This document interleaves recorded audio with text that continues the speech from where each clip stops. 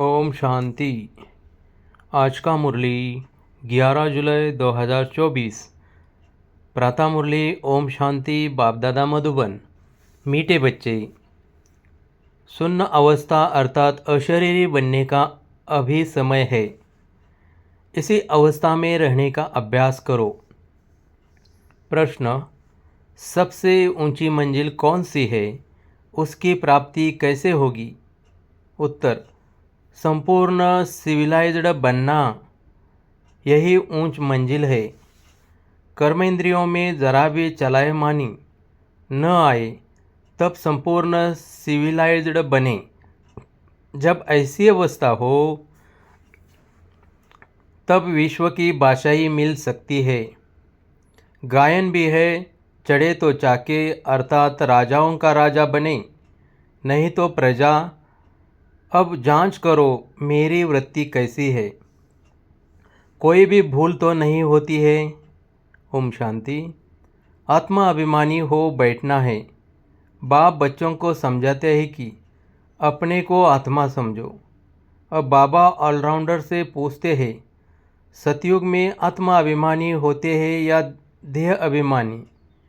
वहाँ तो ऑटोमेटिकली आत्मा अभिमानी रहते हैं, घड़ी घड़ी याद करने की दरकार नहीं रहती। हाँ, वहाँ यह समझते हैं अब यह शरीर बड़ा हुआ, अब इसको छोड़ दूसरा नया लेना है। जैसे सर्प का मिसाल है, वैसे आत्मा भी यह पुराना शरीर छोड़ नया लेती है। भगवान मिसाल दे समझाते हैं, तुम्हें सभी मनुष्यों को ज्ञान की भूभू कर आप समान ज्ञानवान बनाना है, जिससे परिस्तानी निर्विकारी देवता बन जाए। ऊंच तो ऊंच पढ़ाई है, मनुष्य से देवता बनना। गायन भी है ना, मनुष्य को देवता किए। किसने किया? देवताओं ने नहीं किया, भगवान ही मनुष्य को देवता बनाते हैं। मनुष्य इन बातों को जानते नहीं। तुमसे सब जगह पूछते हैं आपकी एम ऑब्जेक्ट क्या है, तो क्यों नहीं एम ऑब्जेक्ट की लिखत का छोटा पर्चा छपा हुआ हो? जो कोई भी पूछे तो उनको पर्चा दे दो, जिससे समझ जाए। बाबा ने बहुत अच्छी रीति समझाया है। इस समय यह कलियुगी पतित दुनिया है, जिसमें महान अपरंपार दुख है। अब हम मनुष्यों को सतयुगी पावन महान सुखधाम में ले जाने की सर्विस कर रहे हैं। वह रास्ता बताते हैं। ऐसे नहीं हम अद्वैत नॉलेज देते हैं। वे लोग शास्त्रों की नॉलेज को अद्वैत नॉलेज समझते हैं। वास्तव में वह कोई अद्वैत नॉलेज है नहीं। अद्वैत नॉलेज लिखना भी रॉन्ग है। मनुष्य को क्लियर कर बताना है, ऐसी लिखत छपी हुई हो जो झट समझ जाए।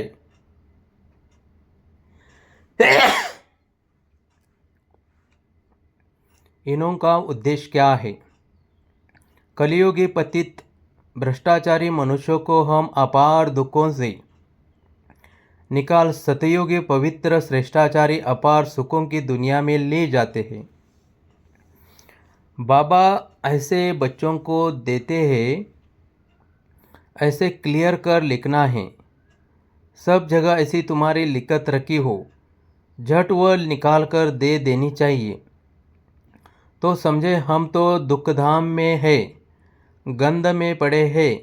मनुष्य कोई समझते थोड़ी ही है कि हम कलियुगी पतित दुखधाम के मनुष्य हैं। यह हमको अपार सुखों में ले जाते हैं। तो ऐसा एक अच्छा पर्चा बनाना है, जैसे बाबा ने भी छपाया था। सतयुगी हो या कलयुगी हो, परंतु मनुष्य समझते थोड़ी ही है। रत्नों को भी पत्थर समझ फेंक देते हैं। यह है ज्ञान रत्न। वह समझते हैं शास्त्रों में रत्न है। तुम क्लियर कर ऐसा बोलो जो समझे। यहाँ तो अपार दुख है, दुखों की भी लिस्ट हो, कम से कम 101 तो ज़रूर हो। इस दुखधाम में अपार दुख है, यह सब लिखो, सारी लिस्ट निकालो। दूसरे तरफ फिर अपार सुख, वहाँ दुख का नाम नहीं होता। हम वह राज्य अथवा सुखधाम स्थापन कर रहे हैं जो झट मनुष्यों का मुख बंद हो जाए। यह कोई समझते थोड़ी है कि इस समय दुखधाम है, इसी को तो वह स्वर्ग समझ बैठे हैं। बड़े बड़े महल, नए नए मंदिर आदि बनाते रहते हैं। यह थोड़े ही जानते हैं कि यह सब खत्म हो जाने हैं। पैसे तो उनको बहुत मिलते हैं, रिश्वत के। बाप ने समझाया है, यह सब है माया का, साइंस का। घमंड, मोटरें, एरोप्लेन आदि, यह सब माया का शो है। यह भी कायदा है, जब बाप स्वर्ग की स्थापना करते हैं तो माया भी अपना भपका दिखाती है। इसी को कहा जाता है माया का पंप। अब तुम बच्चे सारे विश्व में शांति स्थापन कर रहे हो। अगर माया की कहाँ प्रवेशता हो जाती है तो बच्चों को अंदर खाता है। जब कोई किसके नाम रूप में फंस पड़ते हैं तो बाप समझाते हैं, ये क्रिमिनलाइज्ड है, कलयुग में है। क्रिमिनलाइजेशन सतयुग में है। सिविलाइजेशन, इन देवताओं के आगे सब माथा टेकते हैं।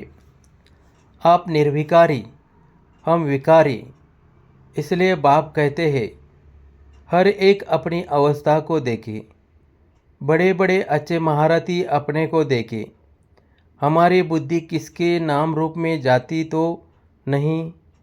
फलानी बहुत अच्छी है, यह करे, कुछ अंदर में आता है। यह तो बाबा जानते हैं। इस समय संपूर्ण सिविलाइज्ड कोई है नहीं, ज़रा भी चलायमानी न आए। बहुत मेहनत है, कोई विरले ऐसे होते हैं।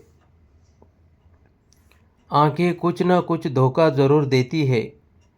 ड्रामा किसकी सिविलाइज्ड जल्दी नहीं बनाएगा। खूब पुरुषार्थ कर अपनी जांच करनी है। क्या हमारी आंखें धोखा तो नहीं देती है।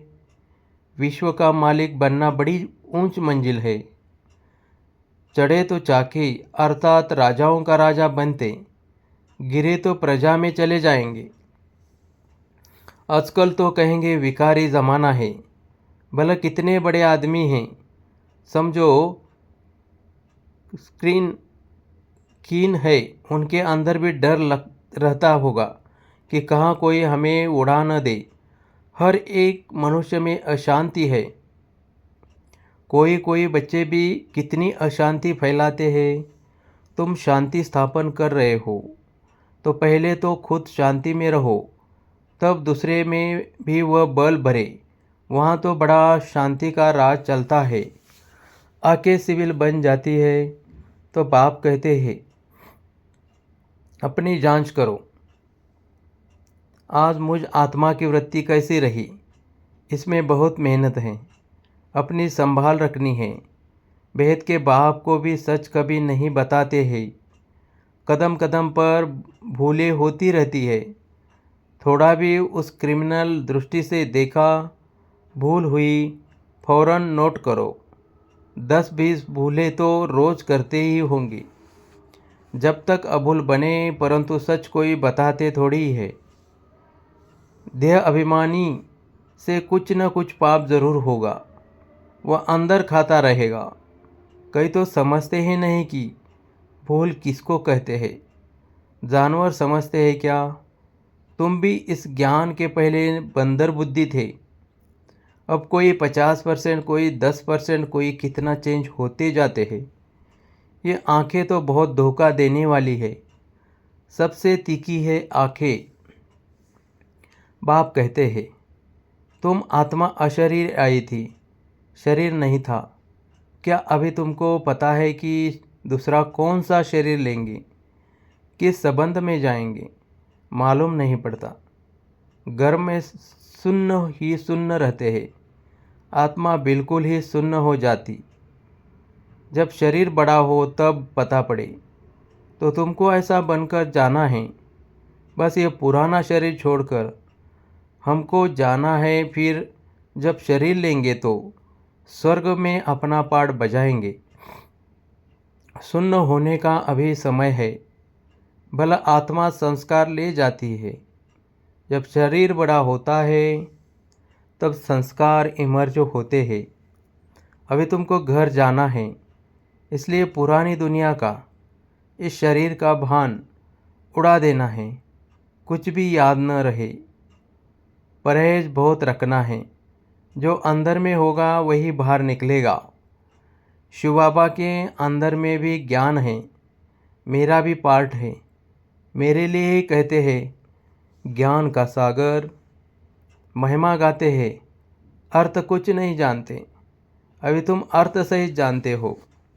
बाकी आत्मा की बुद्धि ऐसी वर्थ नॉट ए पेनी हो जाती है। अब बाप कितना बुद्धिमान बनाते हैं। मनुष्यों के पास तो करोड़ पदम है। यह माया का पंप है ना।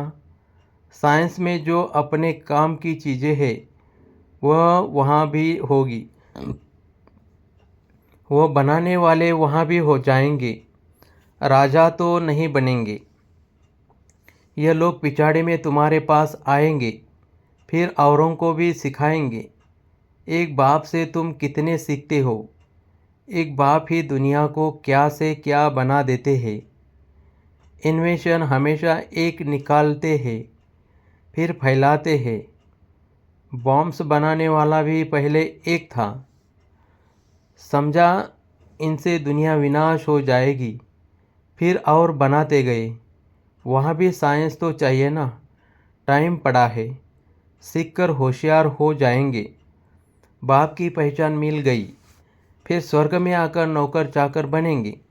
वहाँ सब सुख की बातें होती है। जो सुखधाम में था वह फिर होगा। वहाँ कोई रोग दुख की बात नहीं। वहाँ तो अपरंपार दुख है, वहाँ अपरंपार सुख है। अभी हम यह स्थापना कर रहे हैं, दुखहर्ता सुखकर्ता एक बाप ही है। पहले तो खुद की भी ऐसी अवस्था चाहिए। सिर्फ पंडिताई नहीं चाहिए। ऐसी एक पंडित की कथा है।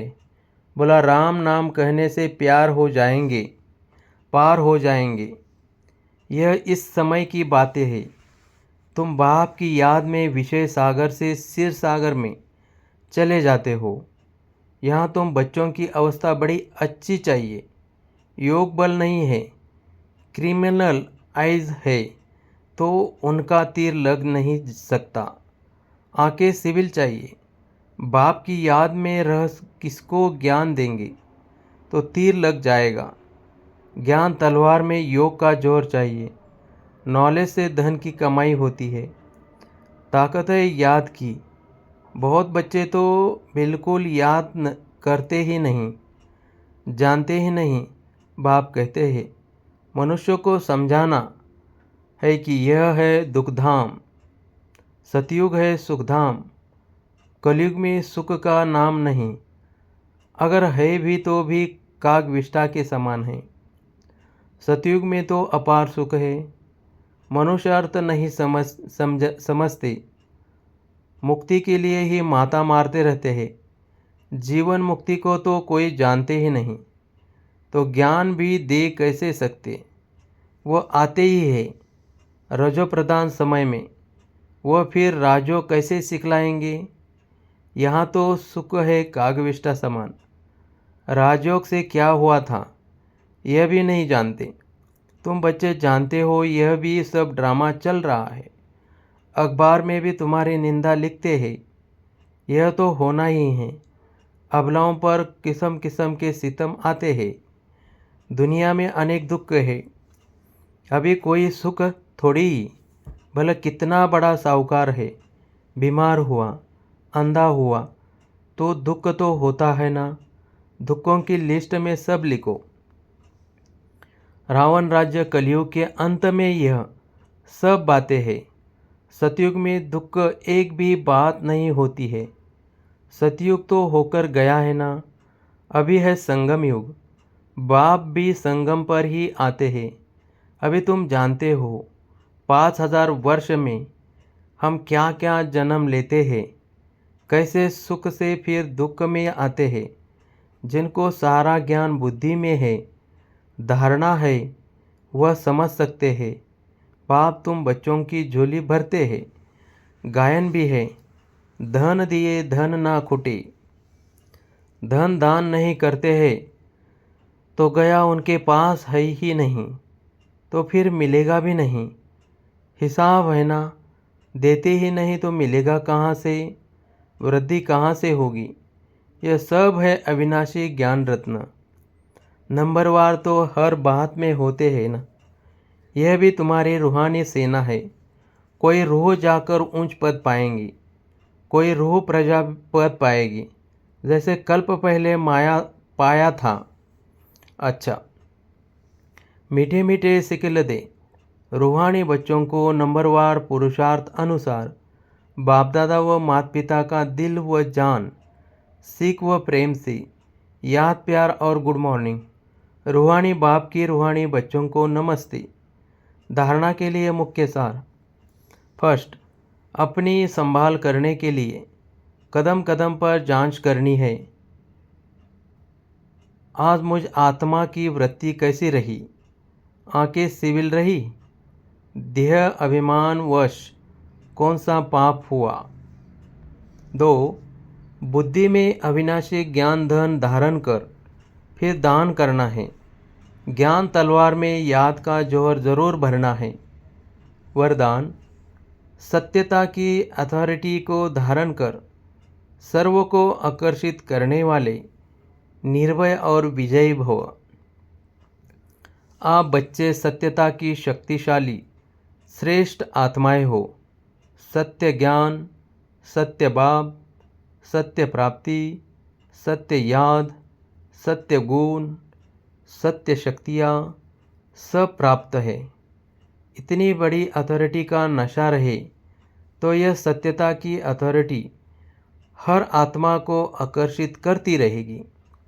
झूठखंड में भी ऐसी सत्यता की शक्ति वाले विजयी बनते हैं। सत्यता की प्राप्ति खुशी और निर्भयता है। सत्य बोलने वाला निर्भय होगा, उनको कभी भय नहीं हो सकता। स्लोगन, वायुमंडल को परिवर्तन करने का साधन है पॉजिटिव संकल्प और शक्तिशाली वृत्ति। ओम शांति, ओम शांति।